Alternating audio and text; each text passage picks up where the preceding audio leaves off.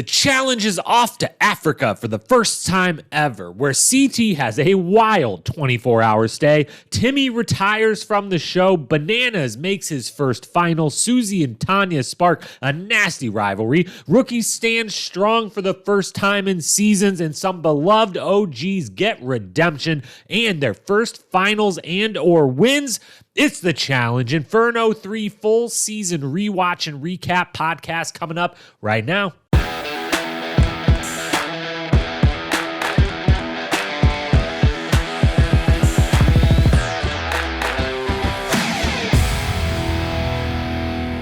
What up, my fellow challenge lovers? Welcome to the Challenge Historian, where we dive deep into all things the challenge, past, present, or future. If it's happening in the challenge universe, then I am here to document it. I am your host and dedicated challenge historian, Jacob Hollaball. Thank you so very much for being here with me today. On today's podcast, 2022 Challenge Series Rewatch continues on into season number 14, our first ever trilogy completed, the Inferno 3.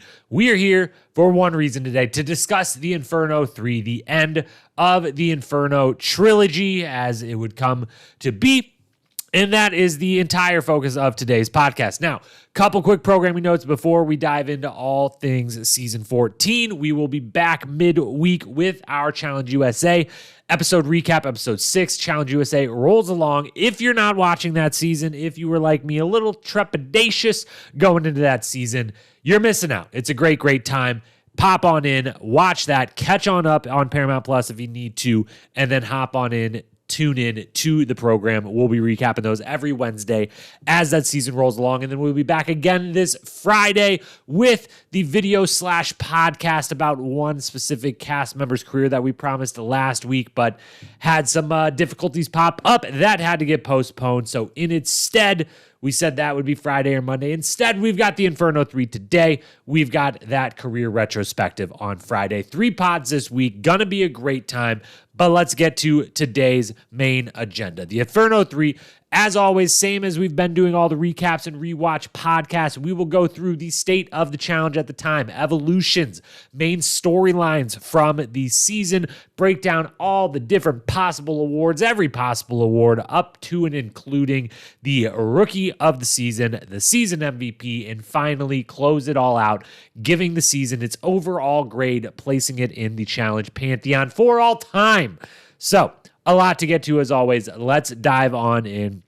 Let's head on off to South Africa and start by talking where was the challenge at this time. Let's rewind our brains all the way back to 2007. That is when we are in the challenge timeline here. Where we are is New South Wales, South Africa.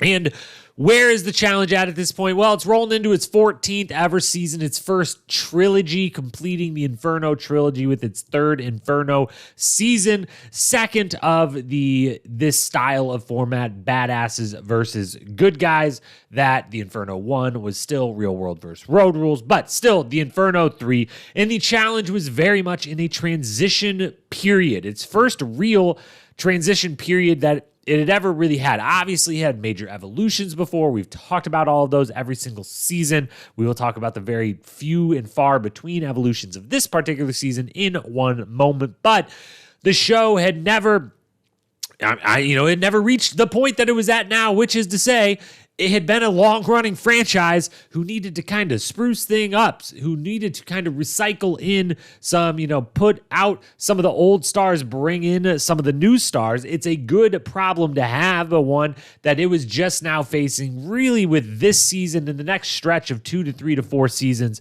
where between really Fresh Meat 1 and Fresh Meat 2 is kind of a big, long transition era, if you will, for the challenge. And this was kind of the impetus of it, where it's still a dominant franchise. It has been for some time now. It will be for a long time into the future, up to and including today, depending on what type of metrics you're looking at. But it needed to restock the cupboard of stars. This season saw, Bananas, Paula, Kenny, Evelyn, all in their second ever seasons. It saw Derek really, he would stick around for a while longer, as well as obviously CT.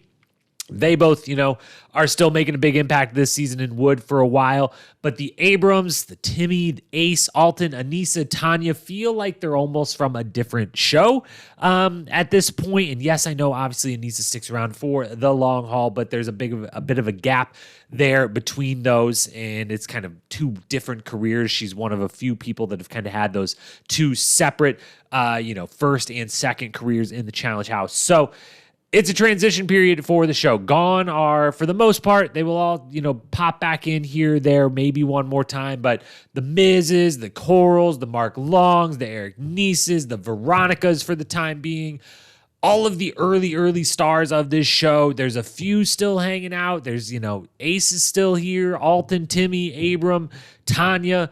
But there's we're transitioning into this new era, these new players, the Austin cast, the Key West cast, and later on, and really transitioning into the era where we're only pulling from Real World. This is the third straight season to bring in 4 people from the immediate prior Real World cast. We don't have the road rules to pull from. We obviously, this season is at the time, we'll just say now, Road Rules Viewers Revenge is airing this season. It goes horribly. We do get a couple eventual challenge cast members out of it, most notably Tori Hall, but it's not going great. That show is officially over. It was revived, and now it's over again. Real World is maybe showing its first ever signs of fatigue, maybe proving that, hey, an absolute meteor of a show can only burn bright for so long. Even the greatest shows of all time, which the Real World is undoubtedly the greatest reality television show of all time, bar none. Won't hear any arguments against it. It changed the whole landscape. It created the landscape and then changed it a few times within it. But it's maybe finally starting to lose a little steam. The Denver season is still fantastic. It's one of, it was right in my wheelhouse, my age bracket. Loved it.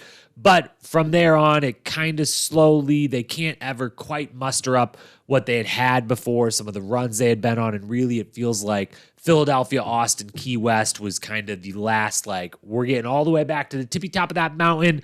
And then it might take a long time to go down that mountain. There might be a lot of good moments along the way, but it is on the downside in some ways. But 7 cast members per year is not a big enough feeder system, and this is the first ever season where we're starting to notice, you really are just kind of bringing in the whole Real World cast from 6 months ago into this house, and overall, the challenge is still rolling along. Dominant franchise. People love it. Fans are watching it, but there is clearly a changing of the guard, a shifting of the star power within the house, and we will talk more and more about that throughout this podcast because that is one of the central storylines of this very season and plays a part in some of the biggest moments of the season. So that's kind of where the challenge is at this point. Let's talk the basics of the season. Obviously, our guy TJ Lavin is back.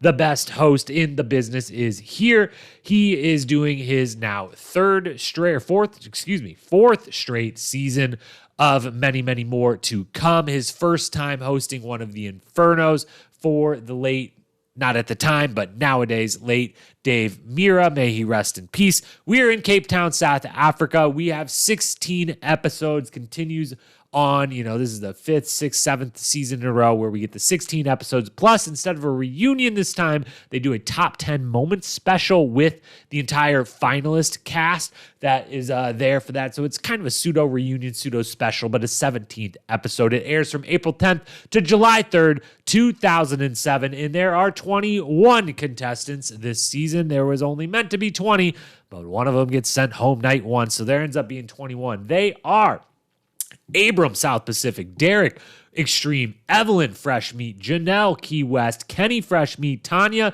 and Anissa from Chicago, Jen from Denver, Danny from Austin, Tyree from Denver, and CT from Paris. Over on the Good Guys squad, Ace from Paris, Alton from Las Vegas, Kara from South Pacific, John Divinanzio from Key West, Paula from Key West, Susie from Down Under, Davis from Denver, Timmy from Road Rules 2, Kali from Denver, and Rachel from Austin. So we've got 4 Denver castmates coming into the fold. We've got an Austin and a Key West, Rachel and Janelle respectively making their rookie debuts. And then we've got 15 other veterans of the game. And as far as Evolution's first history from this season, how the game changed, we referenced it a few minutes ago, but there really wasn't almost any evolutions this season, which is the other reason it kind of feels like that transitory, that transitional period in the challenge where for the first time in a long time, they kind of just kept the status quo. Yes, we are in the middle of a streak of starting with Battle of the Sexes 2 on season 9. And really, if you want to go all the way back and count the first of the first season, the Gauntlet and Battle of the Sexes before at season 6, we're only doing Battle of the Sexes, Gauntlet, and Infernos from season 6 to season 15 with 1 fresh meat, 1 duel, obviously breaking that up near the end there, but those would all go on to be, sequels as well. So we're in the sequel and trilogy business, but all of those had changed throughout them, and a lot had changed within the game with each of those seasons. For the first time ever this season, nothing big changed. We had a team format, good guys versus badasses. We had seen that before. TJ's hosting. We had seen that before. The life shields, are used. It's 2 dailies, 1 elimination. That formula has been used before. We've done almost all this. The prize money's the same. Everything across the board. There's no big introductions of anything, with the exception of possibly, maybe, depending what you want to say. I personally say that Hall Brawl is introduced on this season. Now, it is a big variation on what we would call Hall Brawl today, but corner ball, Derek versus Davis, we'll talk more about it later, but football pads are put on. Football is actually used in this case, but they run head on into each other. It is the earliest ever version, the kind of skeleton outline, the kind of test of, is this okay? Are we allowed to make them do this before that would eventually become Hall Brawl? So that's kind of an evolution. We also have a replacement player for the second time ever after Susie came in for Ayana. A long ways back from here, we get Derek coming into this season for CT. We had seen a few removals from the game over the last few seasons where no replacement was had. They just skipped an elimination this time. They bring in someone for the second time ever.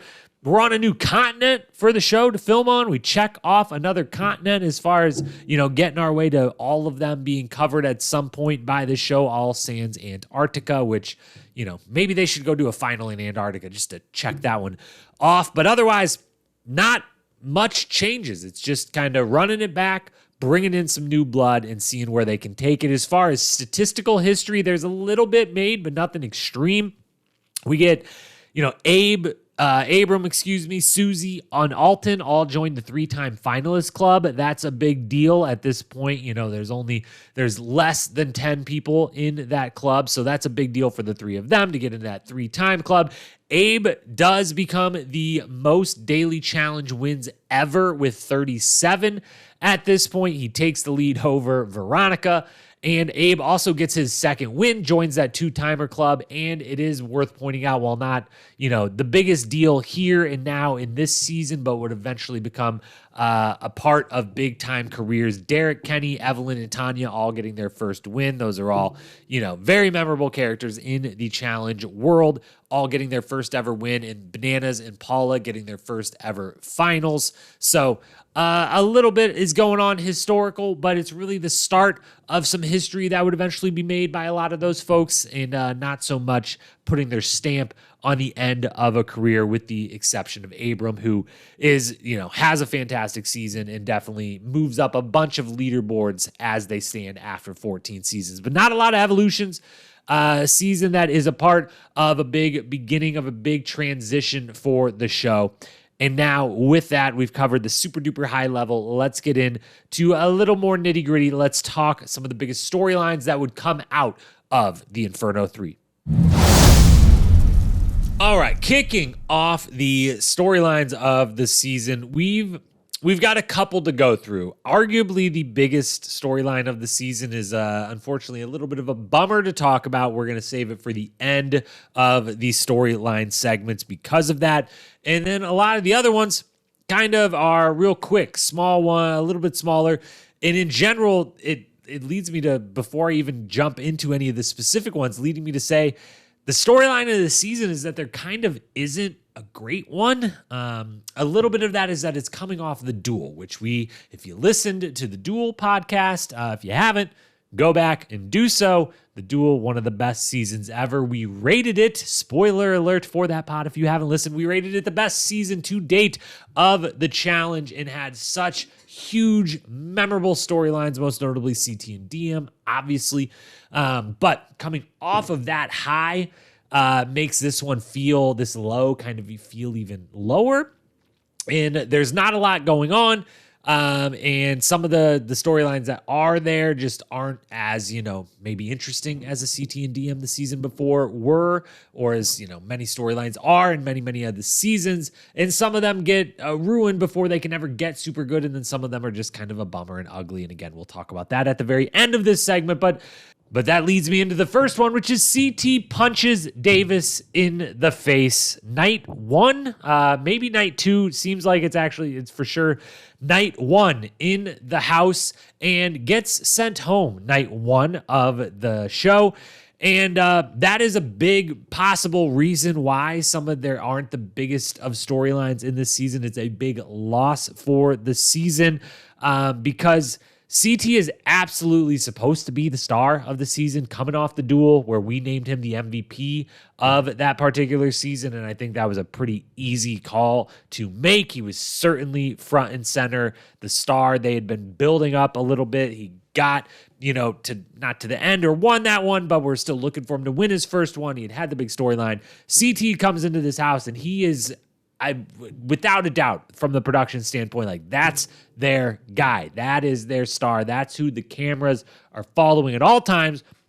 And he blows it because he gets hammered the first night. He comes in acting all nice, acting all, very retrospective. He gives a toast the first night saying how grateful he is to be there and for the experience. Okay, and I want to just say, hey, listen, we're here in a moment in time right now. And it'll never be replaced. And I just want to say I'm glad to be here. Cheers. I had heard that CT is sort of a loose cannon, so I'm really surprised that he wants to have a positive moment with everybody where we have a moment of thankfulness and gratitude and just express how we're here to make friends. To new friends to remember, and let's make this a night to forget. And after that toast, they all get to drinking. CT and Kenny get to wrestling. That gets a little out of hand. CT ends up with a bloody nose. Kenny and CT get in each other's faces. Have to point out, Kenny not at all afraid of CT. They get face to face, yelling in each other's faces. And I don't think I've seen anyone in the history of this show. I'd kind of forgotten how ready to go Kenny was in that moment and how in CT's face he is and giving it right back at him. And it's a stalemate of face off, and a yell off. And gotta say that's pretty impressive to do that with CT. I had kind of forgotten that he or anyone at any point had ever pulled that off, but he had bloodied CT's nose. They get a big yelling match. And at some point, off camera, we don't see it. We just get told about it from both Davis and CT, is that CT goes up to Davis and just out of nowhere says, hey, can you take a punch? Davis says, yeah, I mean, I can't. Like, what do you mean? And CT punches him. And by the shiner that Davis has coming out of this, CT punches him full force right in the eye. Just a full-blown punch from CT, which, gotta point out, even though we don't see the punch, we know it's a legit full force punch to the face from CT, and Davis walks it off. And that is incredibly impressive. And that is, as we'd see later, and it's unfortunately, this would not be the last time CT does this to someone, that taking a punch from CT is not an easy task to get through and to be able to just walk off and just come out with the shiner. And that's about it. But it's very strange. It seems like possibly this is the start of where some off-camera, off-screen, outside of the show, things are going on in CT's life that are possibly leading to, his willingness to, get himself into some trouble and do some things that I think, he'd certainly feels like he's very, remorseful for many, how soon that happens in the moment. It certainly doesn't seem to happen, but that's because Justin Booth himself has to come wake CT up in the middle of the night and be like, hey, you punched a guy in the face, you got to go home. But certainly we've seen the growth from CT from this point way into the future now, 15 years after the fact. And no, the amazing man he is, but it's a very strange occurrence.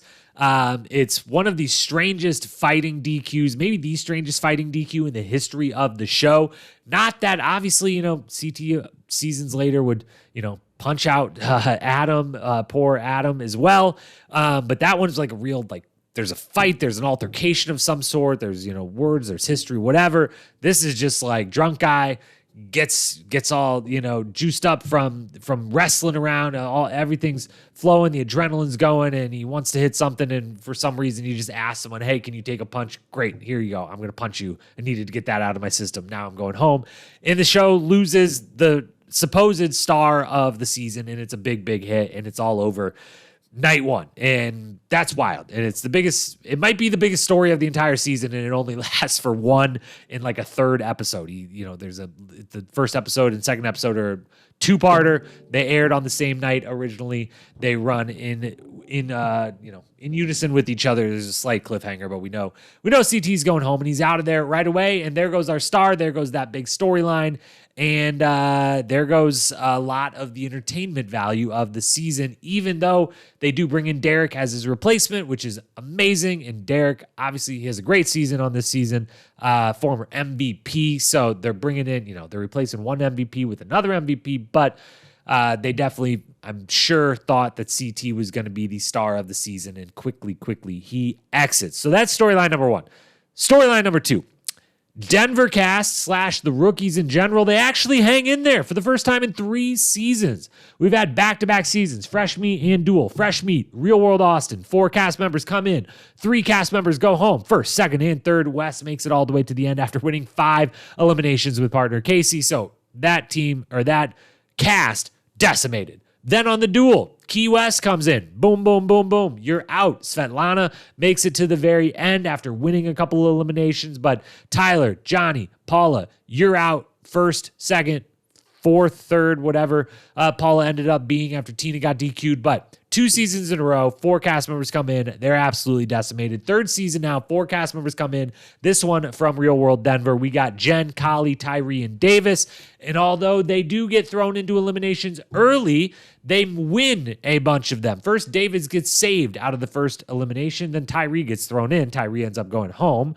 But Davis sticks around. Davis then wins an elimination. Jen wins 2 eliminations. Kali doesn't get thrown in until halfway through. She does lose. And while none of them make it to the final, Jen makes it to the very near end. Davis makes it to the last elimination before the final, and they do really well. And a lot of this has to do both with their abilities and the fact that they were winning some stuff, excluding eliminations, but it also has a lot to do with the format, clearly making it possible instead of, the entire house voting against the newbies. It's team voting against team for a bunch of different motivations. So it wasn't just purely let's pick off the rookies. In fact, at times they were benefiting from the keep the rookies who were considered weaker, mostly because they were rookies, around versus the established ones that we know what they're capable of, want to get them out. So the rookies don't get decimated. Denver doesn't get decimated, at least not right away. That is a big change from the last few seasons, and it is a definite theme and storyline of the season. They end up in those eliminations early and often, but again, they win. Jen wins 2, Davis wins 1. And saved from another. They both nearly make it to the end. It's a really good showing for the newest class of Real World cast members. Plus, then you throw in on top of it the extra 2 rookies in there, Janelle and Rachel. Rachel does not fare well at all, eliminated very early, but Janelle goes all the way to the end, never sees an elimination, really does really well in a lot of the daily challenges. Is certainly one of the strongest women in this cast across both teams. Makes it to the end, gets the win. A rookie winning hasn't happened in a little while, not counting Aviv, obviously on Fresh Meat. Some rookie had to win, but it's the furthest a rookie's got and the best win they've gotten in a team setting in a while, and it's the best rookies have done in general in many seasons in a row at this point. So that was a big storyline throughout. Third storyline, then. This is kind of like a personal pet storyline of mine that maybe this is my biases showing both for the being a fan of the sports side of this show a little bit more, a touch more than the show side of this show, but also just being an Alton super fan and being in awe over the seasons that he is in, of what he is able to do physically on these shows. And it is a bit of a storyline on this season. Alton is very much meant to be, kind of the co-captain, the leader of the good guys squad. He and Timmy both kind of have that stature within the game from previous seasons. They come in, and Alton still absolutely looks the part, absolutely looks like the greatest athlete the show has ever seen, which is what, over the first couple seasons he had been on this show, he proved himself to be, very much earned that reputation, deserved that reputation, and lived out that reputation repeatedly anytime he got the chance. This season, he kind of loses it a little bit, almost. Then he gets it back, then he maybe loses it again, then he gets it back, and then maybe, I don't think he loses it in the finals, but does not prevail in the final with his team. But, first daily challenge they get, it's a climbing challenge. They got to do a fire ladder climbing up a fake 2-story building and down. It's climbing. We get Abram versus Alton in a heat in that. It's great setup, matchup, and then Abram smokes him. And it's like, whoa, you're not supposed to get beaten any climbing challenge, Alton, and now you got smoked. And I mean, it's Abram, so like we get it, but whoa, is Alton still the same Alton that we've come to know and love over the last few seasons he's been in? But then he immediately shows that he is still the same great Alton. He throws himself into elimination. He wins a life shield. He saves Davis. He goes in. He wins an elimination. He proves to his team, hey, I'm the same captain back from the Gauntlet 1. The Gauntlet 2 from both the Gauntlet 1 and the Gauntlet 2, but Gauntlet 2 specifically, captain that'll go in there, we'll win these, we'll keep our players here, we'll give our team the motivation they need. But then out of nowhere, he gasses out a couple times on a couple daily challenges. He DQs, the only DQ in the fishing challenge late in the season when Evelyn bests him swimming away as he tries to reel her in. Yes, those were the correct words coming out of my mouth. We'll talk about that daily challenge later, but the men were reeling in the women on the fishing poles, which was quite the creative challenge they came up with. But Alton DQs on that. He DQs on multiple challenges. He just doesn't quite look like he's got the gas, the endurance anymore. You wonder, he sits out the one challenge, the Grape Smash challenge, for maybe decent reasons. We'll cover that in quote of the season, but we're thinking maybe he lost it again, but then at the end, he wins the final daily in an insane time, climbing cargo nets, swinging back and forth, 159 to the next best, like 250 or something. We'll cover that in best athletic performance, but suddenly he's back. He's Alton again, and then we get to the final, and his team does lose. He performs, perfectly adequately. It doesn't seem like anyone is, letting anyone necessarily down in the final, but Alton, and whether he is still full-blown peak athleticism, Alton is certainly a storyline of the season. At least it was to me, and is one I was very much paying attention to because, as I have said on previous seasons, such as the Gauntlet 2, Alton, in my mind, at a certain point was and still maybe remains today, with the possible exception of a Jordan Wisely, Alton is the best athlete in the history of the show. And, we'll see if I still think that after rewatching all the rest of the seasons and seeing a Jordan at his peak, seeing, a Landon at his peak, Bananas even at his peak, a Wes, and many, many, many others. But Alton, for my money, probably is the best athlete in the history of the show. And this is the first season that he's been on where that he loses his grip on, like, no one can beat me. I've got, I'm on this pedestal, and I didn't try to put myself there or anything. I was put there because I deserved it, but maybe now my pedestal is lowering just a little bit. Then, fourth and final of the kind of smaller-ish storylines before we get to the one bigger one that I'm just really honestly procrastinating from talking about, and that is that the new stars rise up. So obviously we talked about with the evolutions and the state of the challenges, transition kind of period. And I basically said it there, but I'll say it again. This season really is, as much as it's a passing of the torch with, specifically with the moment where Timmy retires, which I promise you I will be talking about in detail later on. I'm just not going to go into it quite yet here. That'll be saved for a different part of the pod. But with, some of the old stars having left the show, the couple that are still here literally announcing retirements in the middle of the show, we are left to, get some fresh faces, some new blood coming in and taking up the mantle and taking over the leadership of the franchise. Derek, for one, really cements his place in his challenge status on this season. Obviously, this is his 6th challenge, but he is one that would go on. We know, obviously, watching this 15 years later, this is the first of a three-peat for Derek, so he will be front and center of the challenge for a couple seasons in a row here, and, he won't exit the game for any length of time for a good, 5-6 more seasons. So Derek really cements his status as kind of one of the faces of the show. Meanwhile, Evelyn, Kenny, John, as he's still known at this time, Johnny Bananas. There is some Johnny Bananas thrown in there. Obviously, even had that going on Key West, but I love still hearing John repeatedly from TJ or a couple of the other competitors and seeing that as his name displayed. And Paula, of course, they all see their first real star moments, star turns, if you will, big accomplishments in the game, whether it's elimination wins or daily challenge life shield wins or just taking up a leadership status on their team, being, the lead confessional givers, all that, everything that comes with being a star of this show and one of the faces of the show. Those 4 specifically, Evelyn, Kenny, John, and Paula. I promise I will only say John for this podcast and certainly for the Island specifically podcast. I will eventually just, go to Bananas. But if I say John and you're confused, we mean Bananas. So they get their star term.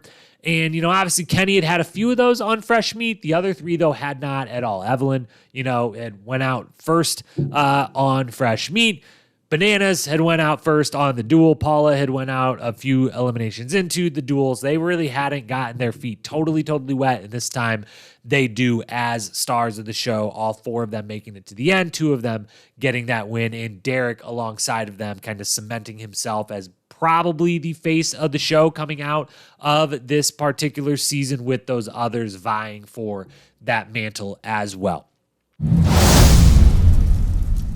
And then we get to the unfortunate true major storyline of this season that I probably did it a disservice by even waiting this long to get into it. But this season is the first in a string of them where the ugliness, just ugliness in general, seeps into the culture of the show, into the challenge house itself, into the challenge itself. And the show begins a little bit of, is it too dramatic to call it a dark period of the show? Maybe, but also not at all at the same time. And, it's just a period of the show where the misogyny definitely runs deep, kicks up pretty strong. The pranks within the house go a little bit too far, turn into some unfortunate moments and some really bad moments and some ugly moments. The atmosphere of the house in general crosses that line that this show and all reality shows in general at this time and still to this very day try to walk very carefully of, hey, we want big, brash, loud, charismatic personalities in this house. We want conflict. We want there to be drama. We want people to hook up and break up. We want people to hate each other and get in fights. We would love a drink thrown, but we don't want the glass thrown with it. That's, that line that you have to walk, where that's why a lot of us watch this show. That's why they're making it, is because for the entertainment purposes, it isn't just watch a bunch of people sit around and then go do a challenge and act all kumbaya about it and come back and just respectively do a men's team on Battle of the Sexes too, and be like, well, the fair thing is you're going to go home now, so you go home and that's how it's going to be and everyone loves each other. No, that's not what we come to the show for. That's not what they're trying to make the show for. And that is the difficulty in making this show and all reality shows, is walking up into that line and not allowing that line to be crossed in any way. And there's many, many ways to cross this, imaginary line that I'm going to continually reference. But I think you understand what I'm trying to say with it, because I think all of us as fans of this show implicitly know in our heads that we know that line exists, and that there is a part of us that we're rooting for bad shit to happen. We're rooting for people to yell at each other. We're rooting for things to get messy. We're rooting for rivalries to spur up. We're rooting for Tina to punch Beth in the face last season. Let's be honest about it. Let's be real. Some people were rooting for that. Some people liked seeing that. That was a big moment in the previous season. Stuff like that is, where this show is trying to get as close to possible without actually touching or crossing over. And this season is the first of a string of them where just the culture in the house of the challenge becomes not a great place for a lot of people to exist. Now, obviously, the challenge house from day one to day now, present day, it is supposed to be a pressure cooker. It is not supposed to be a regular environment. It is not, it's supposed to, even now in the better, if not best form that we've finally, gotten to over the years, is meant to be a place where, you're driven to your wit's end because the game and the paranoia and the competition and, the kind of good version of like, this is a wild place to live and a wild experience, and it's way different. And, I've got to almost, kind of transition in and out of it. When you go on seasons, we've heard a lot of cast members talk about, the just alternate life you live in a challenge house. But this season in particular, and the ones that would follow, is when that stuff is there, but also is people being very uncomfortable in the house, where people, having really negative experiences that shouldn't be happening necessarily, and that aren't anything to do with the game, but instead just the general vibe of the house, the culture of the house. And, it started in small ways before the season, but this is really the season. It goes in a big, big way. There's a few moments that kind of encapsulate this throughout the season. Some, more innocent than others. One of the ones, it's kind of a little bit of a light bulb moment looking back that is really totally innocent as far as what the people were doing. And, it has a positive resolution to it, but is when late at night, the guys are still up. The girls mostly have went to sleep. The guys have been up drinking. It's like 3 a.m. and Johnny and Ace decide, let's go mess with the girls on our team. And so they go into the room. Everyone is sleeping, and Susie and Kara specifically are sleeping, and they're playing loud music and they're singing, and they're just kind of acting silly and like shaking the beds a little bit to wake them up and, prank the girls. And Ace goes to climb the ladder up to Susie's bunk to, sing at the top of the bunk. And Susie's like this, rightfully gets very scared, frightened. She doesn't know. She's woken up by all this. She doesn't know what's going on. She hits Ace a bunch of times. So she says, and he says, they both confirm, she slaps him and or punches him in the face multiple times. They run out of the room the next morning.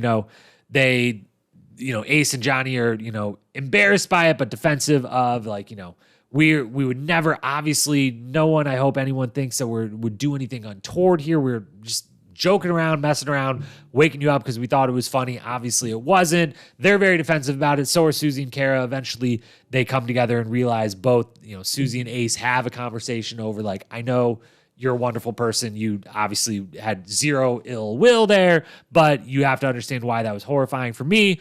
They all go, it's a very innocent moment, but it is indicative of the things that begin to happen in the house, where the pranks, where the guys kind of just having a run of it, where maybe the alcohol being involved in the unlimited amounts that at this time it seems like they're still allowed to, whether they're even given it or willing to, if they're pay for extra or whatever, where all that can lead to some really negative moments. There's a later in the season moment where Abram tackles Susie into the pool. There's a lot of people getting thrown into the pool against their will this entire season. It seems like their favorite pastime this season is just, hey, everyone's standing around the pool and tackle each other into it, throw each other into it, push each other into it. But some people, even if they participate sometimes, don't want to participate all the time. Susie, about to go to bed, gets tackled in the pool, doesn't like it, and, just kind of breaks down after it. Abram and all the other guys don't really totally get it. And you can just kind of tell that that's kind of the atmosphere the guys are living in the whole time on this, that even when the girls are over some of the pranks and everything that may still be very, very innocent on this season, there's just the girls are over and the guys don't totally realize that. But then on the female side of things, there's also, this season has Susie versus Tanya, really Susie and Kara versus Tanya, and playing the IHT game, which stands for I Hate Tanya, IHTB game, which we see 2 times at least, if not, it probably then happened more, but where they sit around as a group and just name off in unison things they hate about Tanya. It is so mean. It's horrible. The second time we see it on camera, Tanya listens to all of it outside and then has to go call her new husband and is, crying and tearing up all over it. And, Tanya has previously to this season been the brunt of a lot of the shit in the house. It should be said, some of that was a lot of that even was her own doing in seasons prior to this one, where, she gets into it with someone, she can't then back down. They keep giving more, whatnot. But, she hasn't had the easiest time on earlier seasons than this. And this season in particular, she comes in. She seems to be doing better in her personal life than maybe she was before. She's gotten married. She's a little bit settled down. And, then she goes through this. She's in kick-ass shape. She's a killer competitor this whole season. But, it's starting to get really bad as far as how she is being treated in the house. And, this isn't the season to discuss, what production's role in that, her role in that, others' role in that is. But it's a really nasty moment. And it's a really heartbreaking moment. The first time around that we get this, all the girls sitting around and saying all the things they don't like about this other person in the house. And then it's even worse and truly heartbreaking the second time when she hears all of them outside and just has to run away and, breaks down over it. And you can just tell she's struggling. She's trying to make changes, but she's struggling. And obviously that would become, a focal part of the same conversation we're having about this season, when we're going to have it about some more seasons in the future. Tanya will be a part of that. It is going to be a topic for more seasons to come, but for now, we'll kind of put a bow on it for now with this. First and foremost, as always, we're watching these, 15 years later, 15 plus or less, depending the future seasons of this that we cover. Obviously, going to be less, whatever. The show, though, has come a long way. And that's great and should be lauded that while we're entering this little period where there's going to be a few seasons in a row here, we have to talk about some of these uglier moments and some of the bad culture in everything that was around the house and the show in general, that we can at least know in the retrospective that they've come a long way from then, in that we've gotten a lot of perspective on it at the time, and that's helped fuel some of the growth. And that maybe, obviously, of course, you would say, hey, the growth should have never even needed to be happen. It took too long to happen. Whatever you want to say, whatever you want to lament. It's 2022.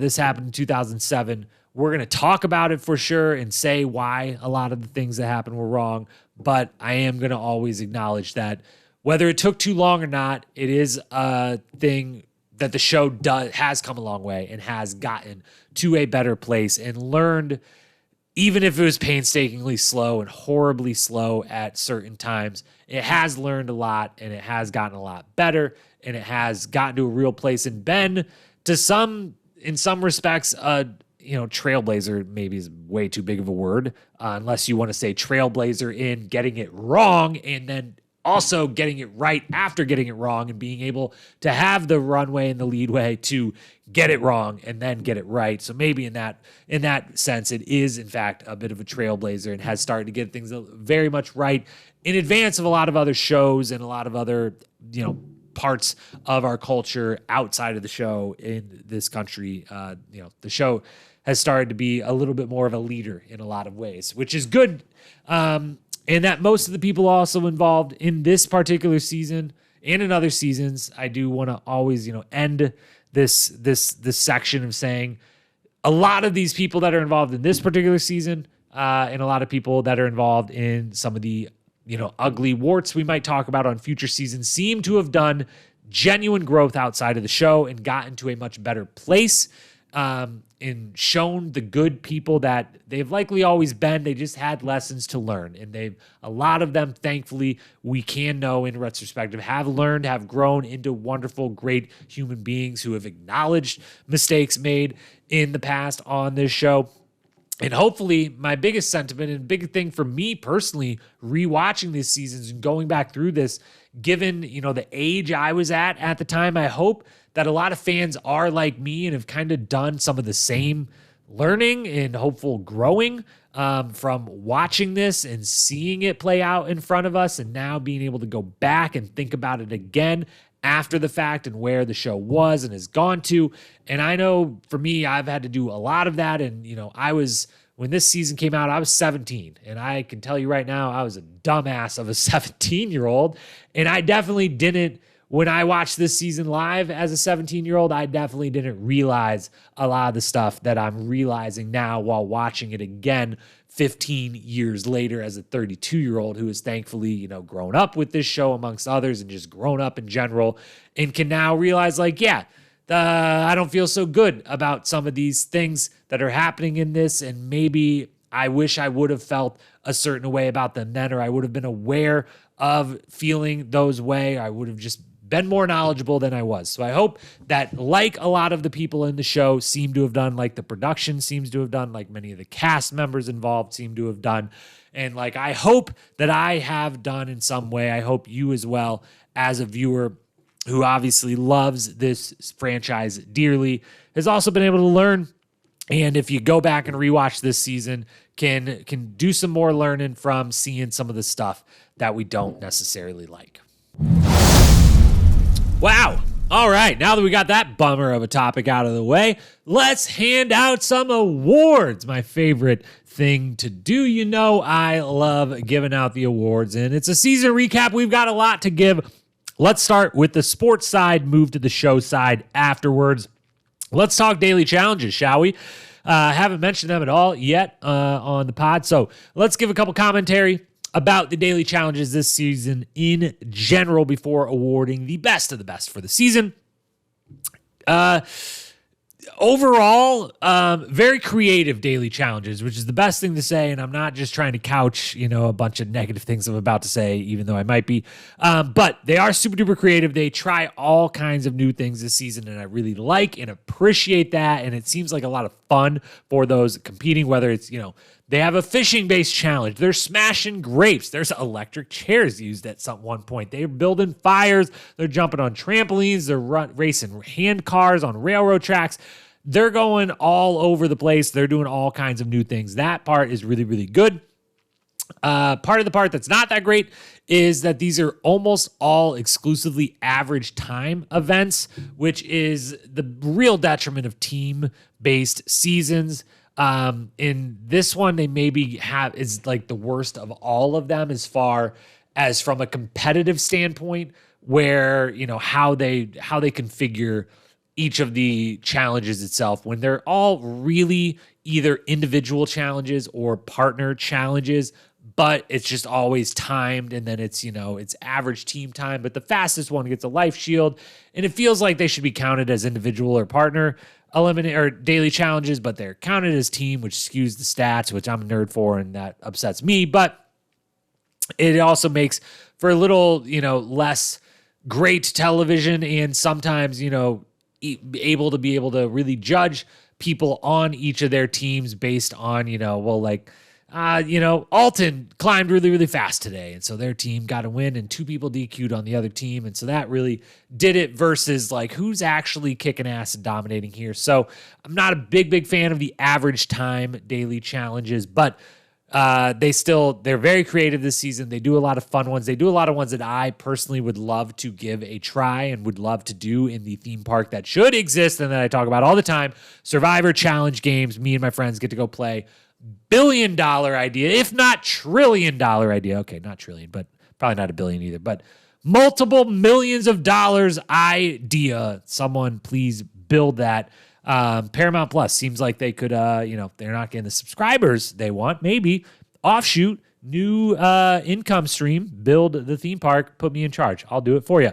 But so solid daily challenges in general, but nothing all time. As for the best of the best, the 4 best that get nominated are episodes 3, Battering Ram, where they go to the oldest building in South Africa. I don't know if they say South Africa or in all of Africa. I doubt it's all of Africa, but definitely South Africa, which is a castle. And they have 2 literal, 20-foot long wooden battering rams that they have to swing as a team through a wall. Very, very cool stuff. Love TJ being perched up between them on either side of the 2 doors. The teams can't see each other.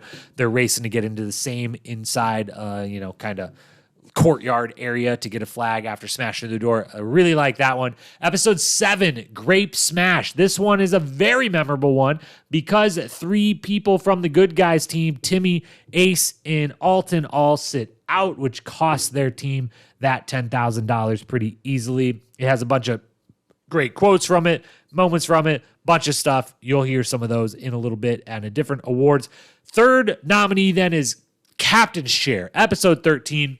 This is the trivia challenge. We get trivia as we need to every single season. And this one is one of the wildest versions of trivia we ever get because this one is where each team picks one person from the other team to sit in a chair and have 8 electrodes hooked up to them, where every time their team gets a trivia question wrong, their captain in the chair gets electrocuted by TJ. And it looks like it sucks. It looks like it sucks so bad. Janelle and Kara, I'm already ready for Kara Maria to show up. Kara Maria to show up. Kara is on this season. God dang it, I can never get their names correctly. That's probably not the last time I'm going to mess up on her name, but she does an amazing job, as does Janelle, holding it down, taking what ends up being 5 and 6 shocks a piece on this. It's trivia. It's great.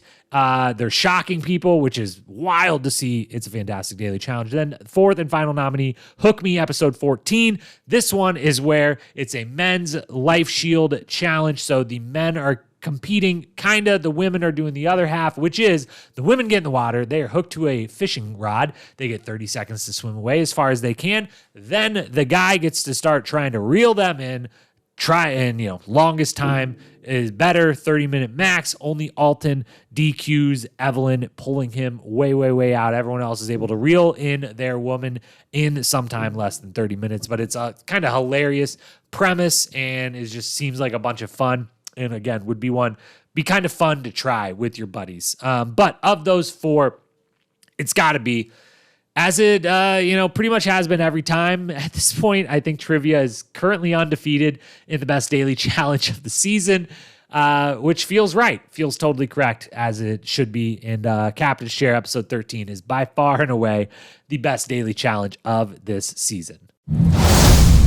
Then we've got our second of 3 sport-based awards to give out. That's the best elimination of the season. Quick commentary on the eliminations in general. Pretty bad group of eliminations, honestly. And unfortunately, because the previous 2 Inferno seasons have given us a lot of good and great. There were a few standouts this season. We'll touch on them here in a quick second. But a couple standouts of, out of 8, maybe 2 or 3 were really great. Good to great. The rest were kind of duds. A few of them were really interesting and decent eliminations themselves. It just were not competitive, and that makes for, it's got to be a good setup and a competitive thing to make it for a really good elimination. So this season, certainly compared to the last few, did lower the bar a little bit, but 3 of them do get nominated for the best elimination of the season. First one, Jen beating Rachel in ejection, episode 4. This one, they stand on platforms. They got their Pugile sticks, as Johnny Mosley would once upon a time say, but instead of beating each other with them, as we've seen them do a couple times in previous seasons, they have 4 targets, 2 up by their head, 2 down by their feet to the sides that you're supposed to hit, which raises the platform in the air and knocks your opponent off of it. Jen goes down 2-0 to start, mainly because she gets DQ'd one round because she just starts hitting Rachel in the face with the Pugile stick, which they are told repeatedly you are not allowed to do. And Jen just pushes and pushes and pushes on the no-hitting rule to its absolute limits. She comes back from down 2-0 to win 3-2. It's incredible stuff. And again, the just bending of the rules and just not giving a shit and being like, I'm going down with her strategy ends up being like, all right, I can't hit her in the face. They didn't say I couldn't hit her stick and pull her off with the stick. She just doesn't go for the targets at all. She just pulls her off the stick. It's fantastic work from Jen. Jen with 2 N's from Denver. That is second nominee. Abram beating Timmy in Smash House, episode 10. What an elimination this is. They are lifted up in the air inside of 3 glass cages. There's only 1 glass floor under them, but then around them, the sides and the top, there's 3 separate cages.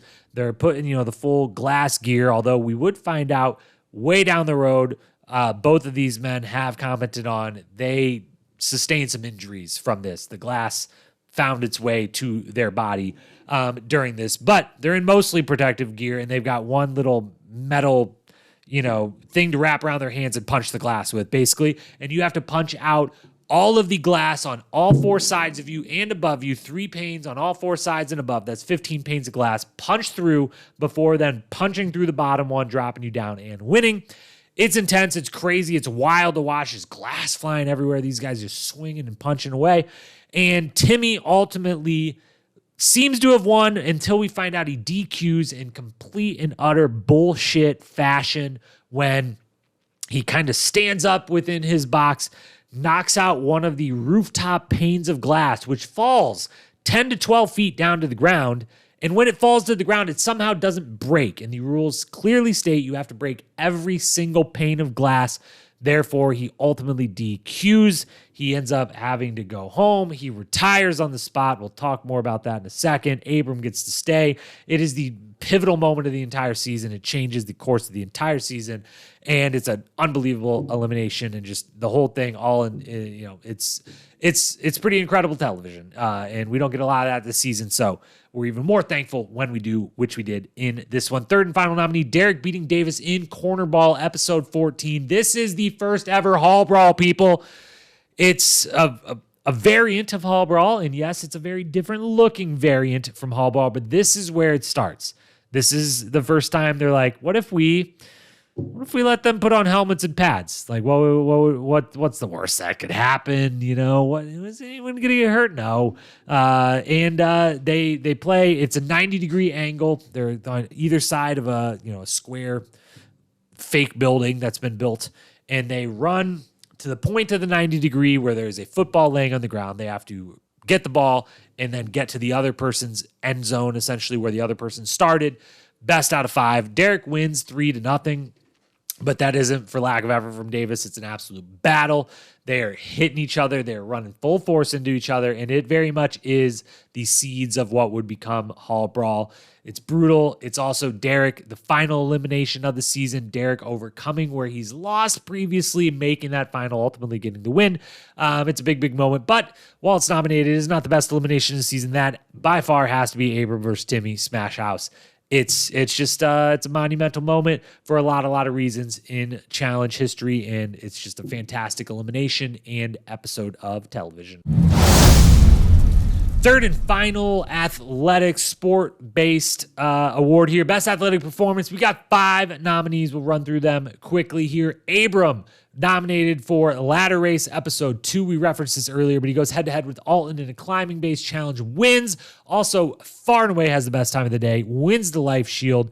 Saves himself from elimination. Wins a TV to boot. It's just wonderful, and it's one of the ones that's really, really fun daily that didn't get nominated for the award, but they do like straight up firehouse climbing a fire ladder up 2 stories of a building, across, down 2 stories. It's really cool stuff and an incredible performance from Abram, one of many from him this season. Then we got Susie and Alton in episode 4's Wrap and Roll.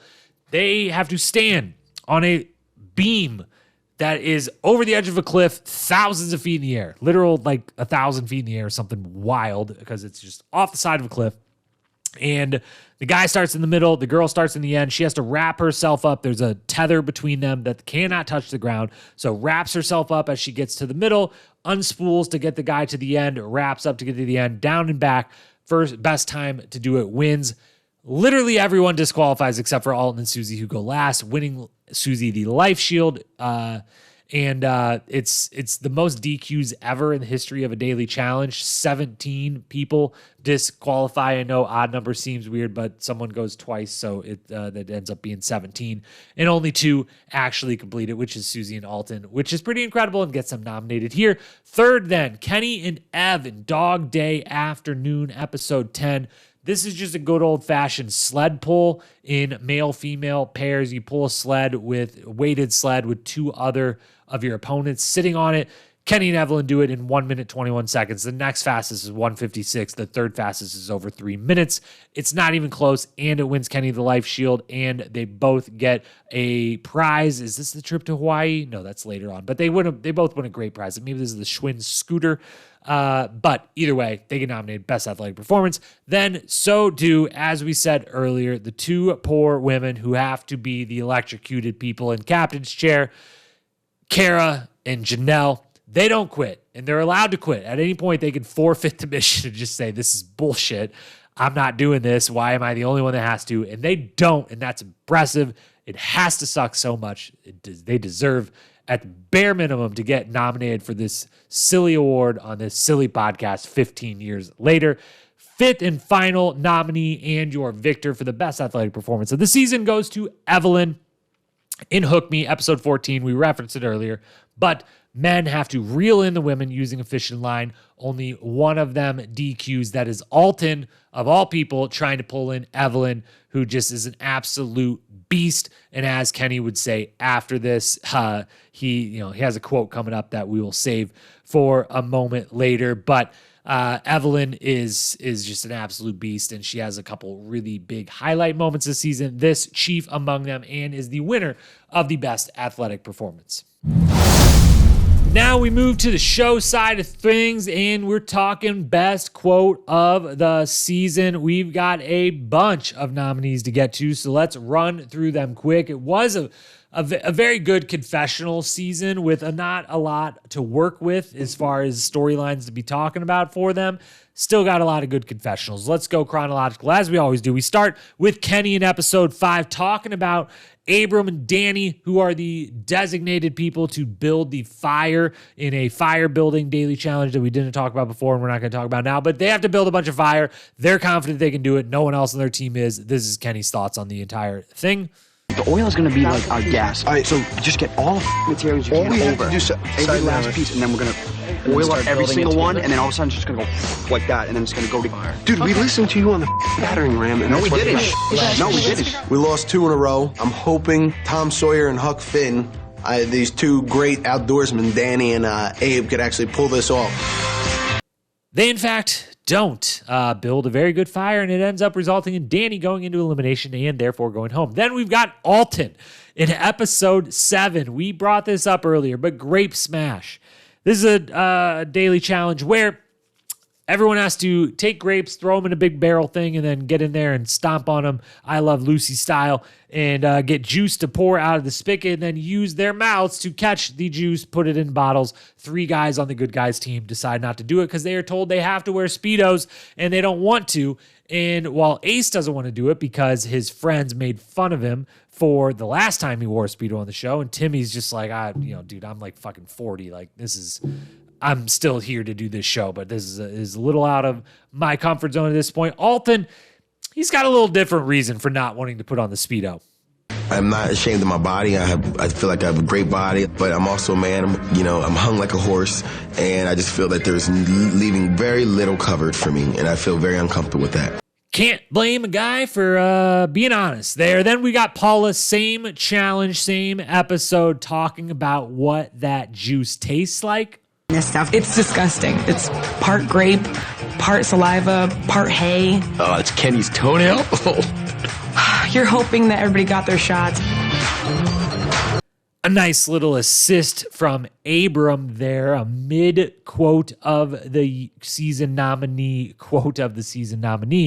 Abram in the middle of Paula's wonderful one. I do too hope everyone got their shots prior to that season. I'm sure they did. Then we've got Kenny again, episode 10, talking about trying to get the life shield to save himself. And this quote, honestly, Kenny might have used this quote or a variation on this quote 3 or 4 times this season, and it was wonderful every single time. The shtick hadn't, this was the beginnings of the shtick, really. It hadn't gotten old at all yet. It would definitely get old pretty soon in seasons to come, but it hadn't yet here. People might say, oh, Kenny's the weakest one or whatever, but you know what? Just because I'm beautiful don't mean I won't kick your ass. Then we've got Ace also in episode 10 speaking on Timmy, who replaces Ace in the Inferno. Ace wins the life shield. Their team doesn't want Timmy to be the one to go in instead, but Timmy demands it and he gets thrown in. But Ace has this to say, this high praise to give to Timmy. All right, Ace, who did you choose to take your place in the Inferno tonight? Our captain. He's a man's man. He's the same height as all of us, but he stands a little bit taller than the rest. And my favorite guy I've met on this challenge has got to be Timmy. All right. More on that coming up. Next nominee then is Paula in episode 14. Speaking of Kenny before, Kenny during the Fishing Daily, a quick aside, we've talked about the obvious editing. We actually talked about that on The Duel, talked about how that it was become a new thing on the show, and evolution of the show is the editing was getting very, very obvious. This season, there was one big moment, of a few of them, where the editing was a little misleading and was better at building suspense.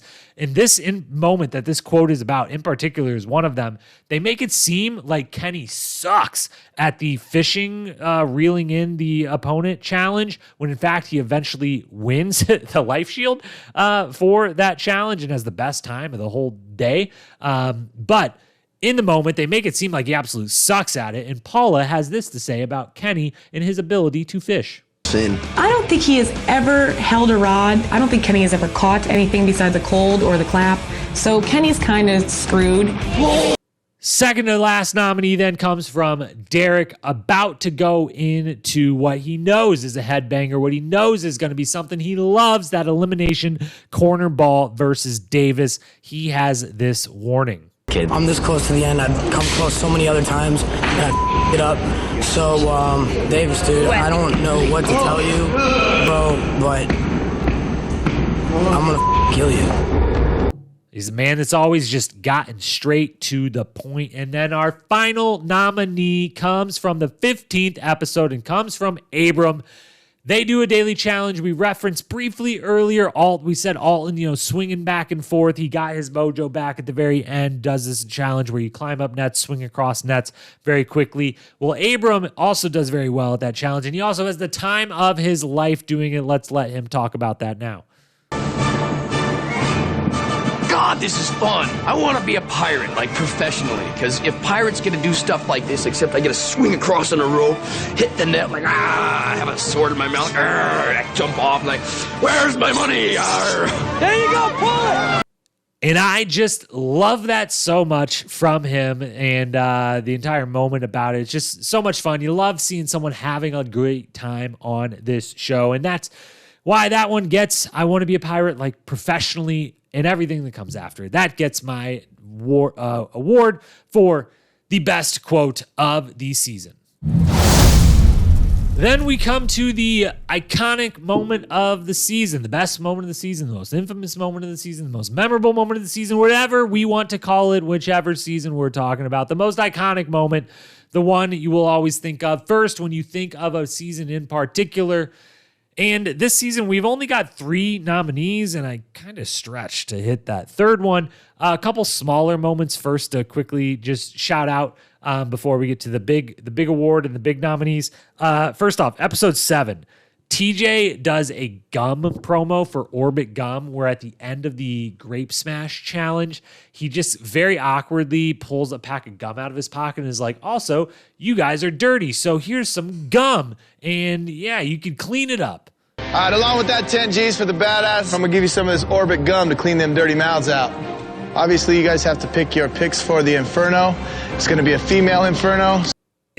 I don't know if just the audio alone gets across the awkwardness and the silliness and the hilariousness of it, but it had me in stitches. He attempts a second one later in the season where he literally just throws the gum to a team after the daily challenge. It doesn't say a single word, and they clearly are just like, we're going to give Orbit their money back. We failed in this SpawnCon attempt. Second, smaller moment then, Kenny, the credit scene of episode 7, which I've got to say, as someone who always says the credit scene, bring them back. They're always so funny, all the little silly moments around the house. This season, some of the credit scenes are they're a part of the ugliness we talked about earlier. They're not great. I can't believe they put them in the episode, even as a credit scene. But some of them were still amazing. In particular, episode 7, Kenny, after the grape smash, he's just kind of sitting, like tying his shoe or something, and a camera just sticks in his face, and he realizes it, and he snaps into hosting duties. He starts then eventually flexing in the background behind other people trying to do confessionals. The whole thing is very funny. And then the third one is Kara in Jurassic Park, which is a daily challenge on episode 12.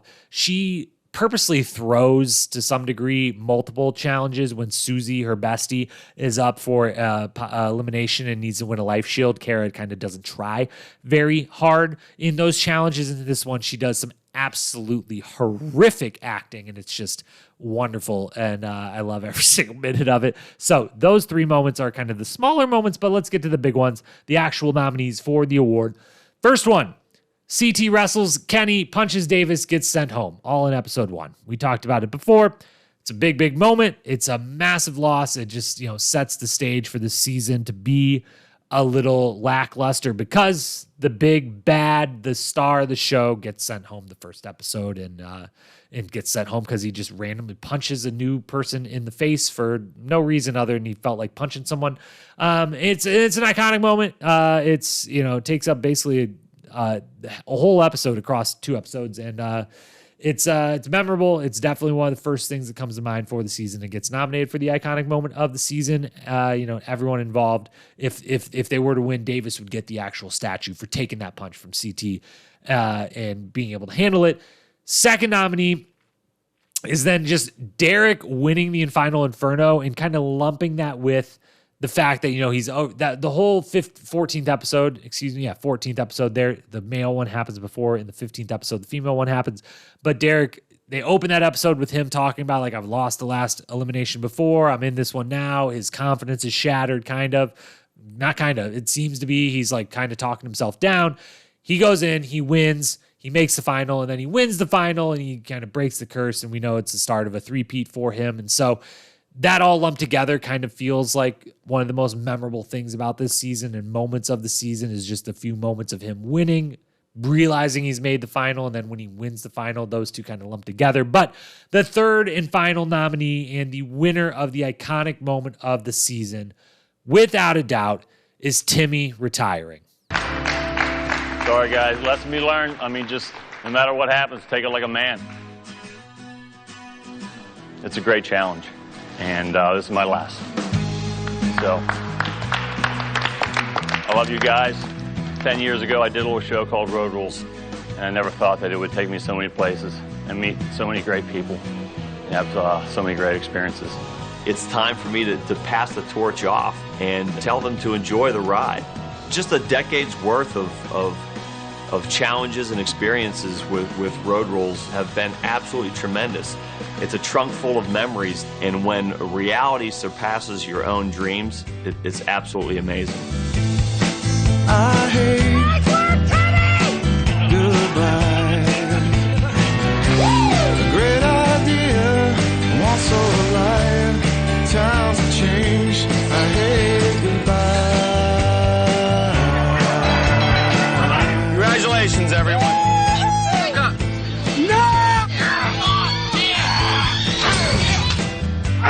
Come on, Tim. I hate goodbye. Keep doing these challenges. It's my recommendation. And hit every challenge in life you come across with the same intensity. Okay? I love all of you. Timmy was supposed to make it through this challenge with money at the end based on pure respect. You want to have people like Timmy in your life, and you want to have people like Timmy around you because funny guy, cool dude, good heart. You can't ask for more. Timmy is my favorite challenger of all time. And I didn't totally realize that until literally when I was doing this rewatch, when this moment that I just played happens, when he loses on a bullshit DQ, not bullshit like, Abe did anything or whatever, just completely sucks, just totally random. How's a pane of glass fall that far and not break?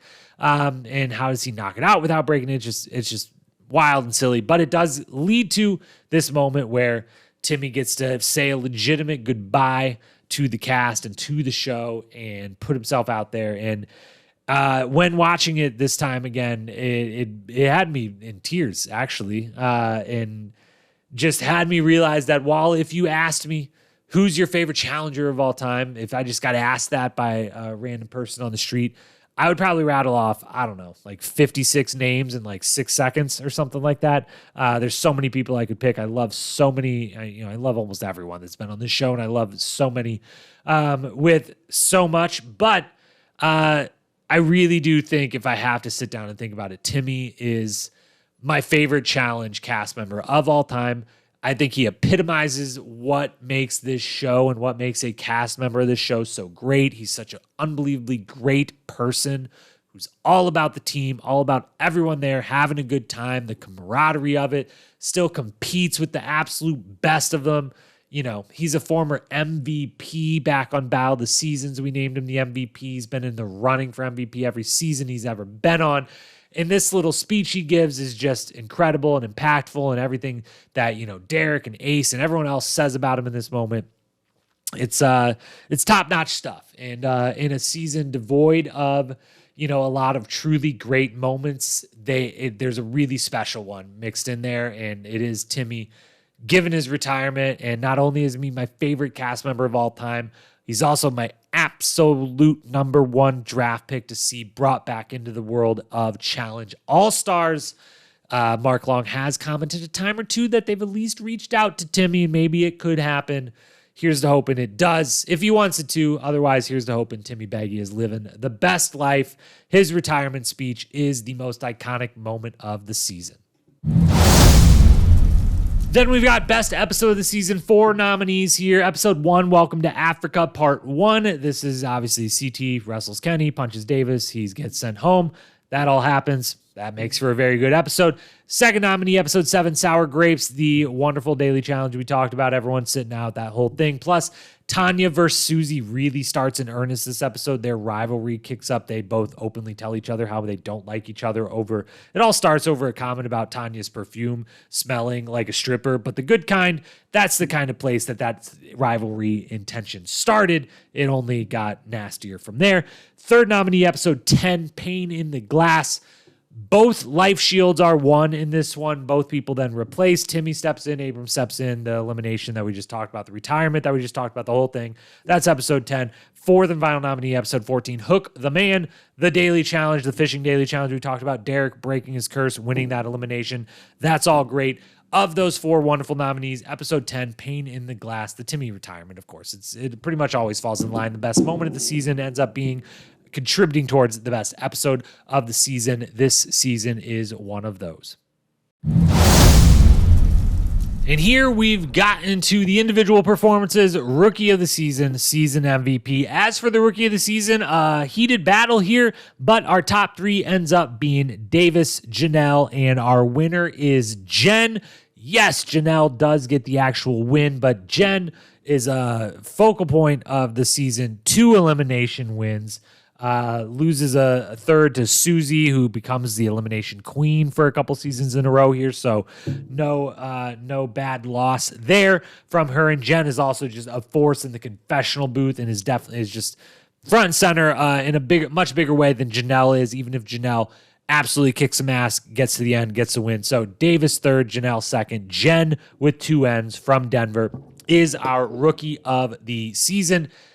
As for the MVP, no one this time around falls into the where were you category.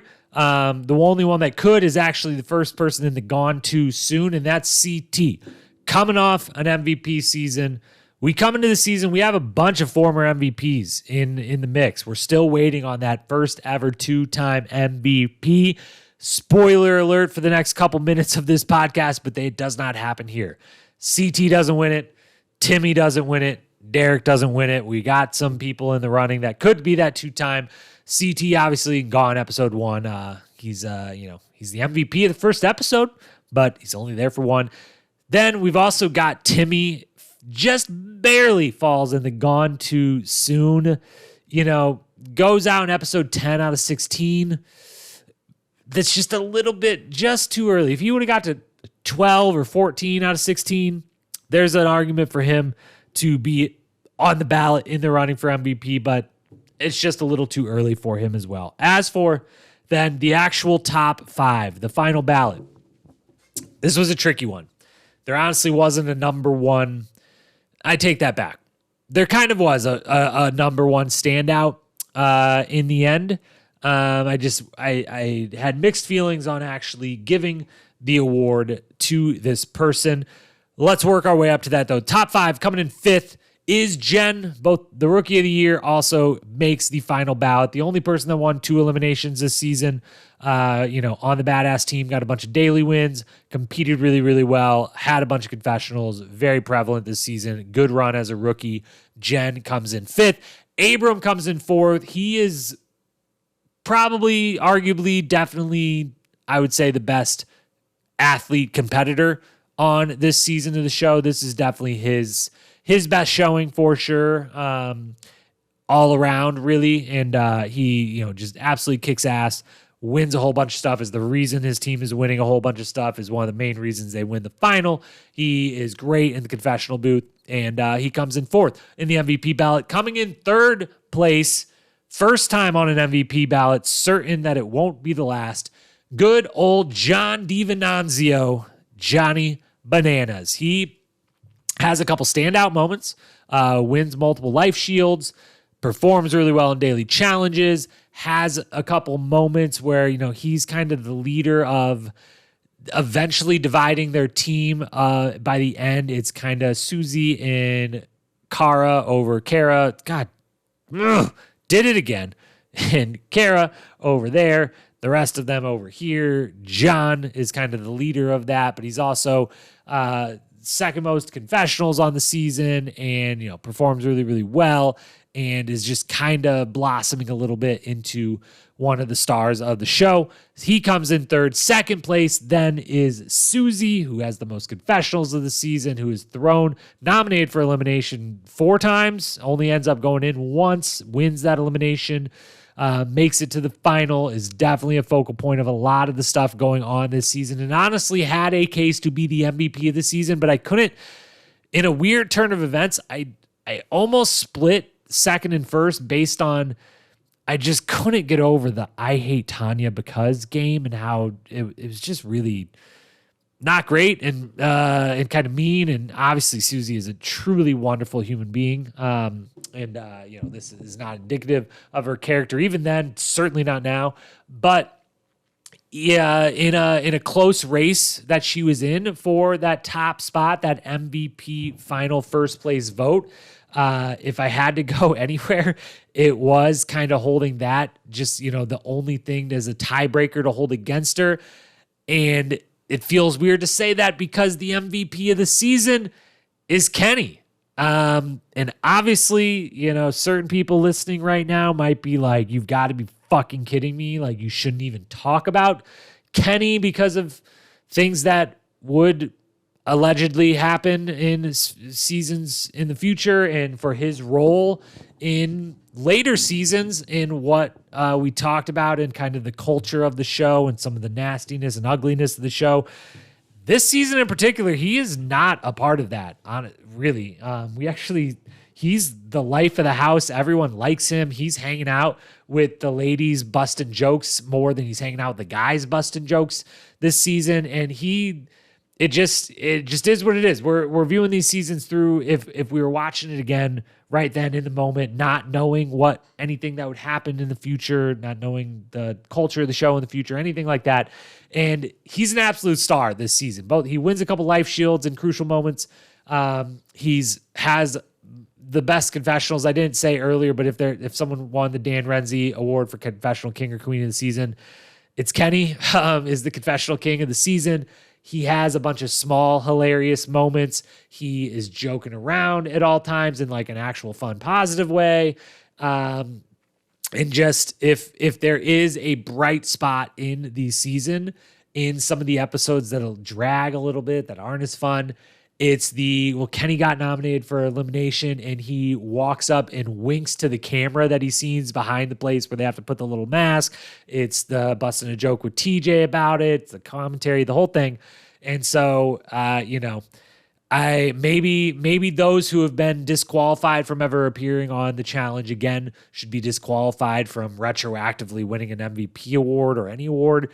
But that's not how I'm giving out these awards. I've got to be honest. I've got to be objective. In this season of the Inferno 3, Kenny is the MVP.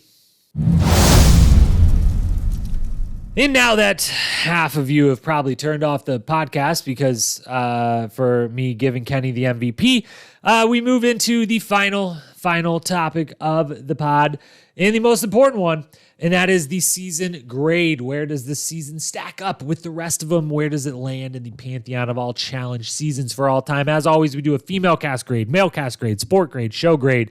That leads us to an overall grade, not an average, just helps us get to the end result. Let's start with the female cast. We give the female cast a B+. We break these down: heavy hitters, solid contributors, and duds this season. Heavy hitters, we got Evelyn, Tanya, Anissa, Paula, Susie. We throw Jen, Janelle, and gonna say it right, Kara, into the solid contributors. I gotta try so hard to do that.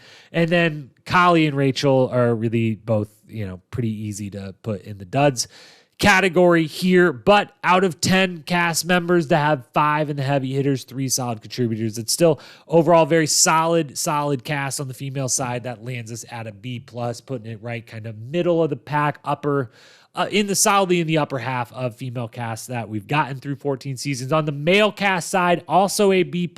Heavy hitters, we got Abram, Derek, Kenny, CT, Alton, Bananas, Timmy. That's a lot. Solid contributors, Davis and Ace. Duds, Danny and Tyree.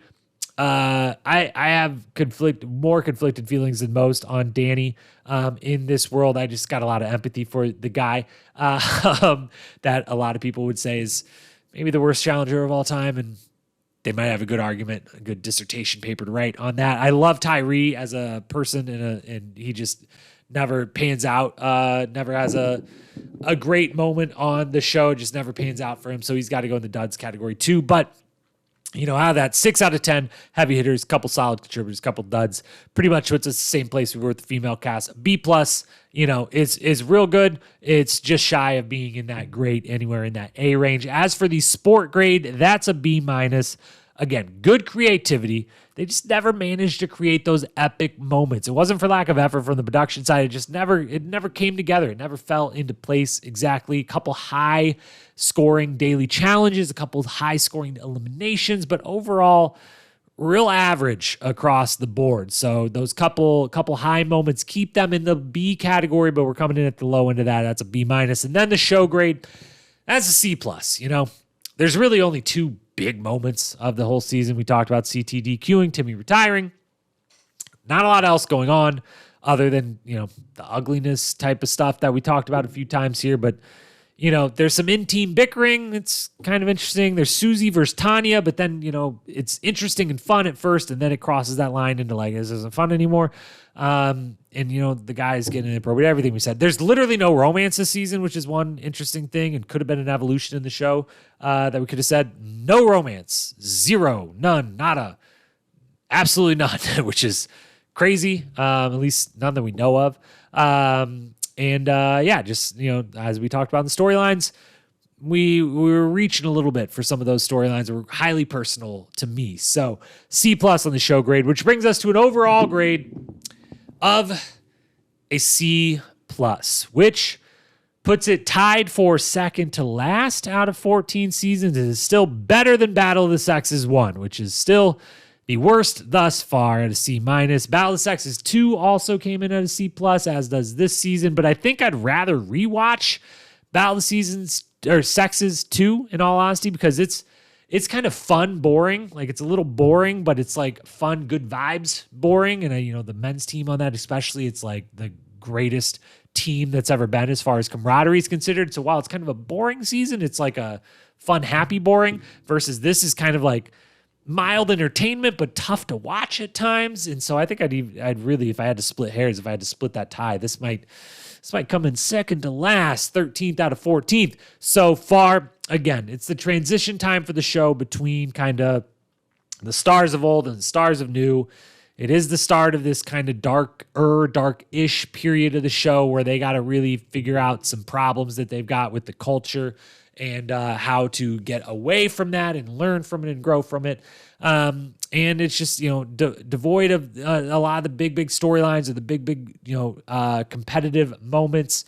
It just, falls short of most of the, really good seasons and certainly of the great seasons. And so while it certainly doesn't set the franchise back in any way, as we've said with our grading rubric, anything in the D range is like setting things back. Anything in the C range, it doesn't necessarily propel it forward into new territory, but it doesn't set it back. It's kind of average. It's good for those who love the show, have a good time with the season, but it doesn't propel it to any new heights, any new places. So it's a C+ overall. It falls well behind most of the seasons we have covered. We will see if any other, certain other seasons will certainly join it in the C range. We'll see where it eventually stacks up after we get through all 37 and counting seasons, plus the spinoffs. But for now, C+, second or third worst of the first 14, but still some things to love. It's still the challenge. It's still a lot of fan favorites, and I still love it. And I know that if you're still listening to this podcast about an hour, 2 hours, whatever it is now later, that you do too. So that is the Inferno 3. That is all for the podcast today. I thank you so very much for being here with me now. All of these rewatch podcasts we've done, all the ones that we will eventually do. I have loved hearing from some of you about these seasons. I've been starting to hear from a bunch of people that now that we're covering seasons that are on Paramount Plus, that you're binging right along with me. Love that. Please, any comments you have, questions you have, things you want covered, things you don't think should be covered, anything you want to talk about, if you just don't have that challenge lover friend in your life to banter with, hit me up on Instagram at Challenge Historian. I respond to all the DMs. It's been so fun to get to connect with a bunch of you, and I look forward to talking with anyone and everyone who wants to talk challenge. I can do it all day long. So hit me up at Challenge Historian. Throw us a follow there. We're trying our best to start to get some more content coming that way as well, and we're hoping to see a lot more coming there in the future. So subscribe to the podcast wherever you are listening right now. Remember, Challenge USA, Wednesday nights, Thursday mornings, those recap pods will be up. If you're not watching, you should be watching. It's really, really great. If for anything else, you got to watch Tyson do his best West performance. It's amazing. It's incredible. It's been so fun to watch. So that's coming. Then Friday got a little special player-specific episode coming your way. We'll be back then next week with The Gauntlet 3, our second trilogy capping off. So have a great weekend, life in general. Love you. Thank you for listening. Until we talk again. Peace.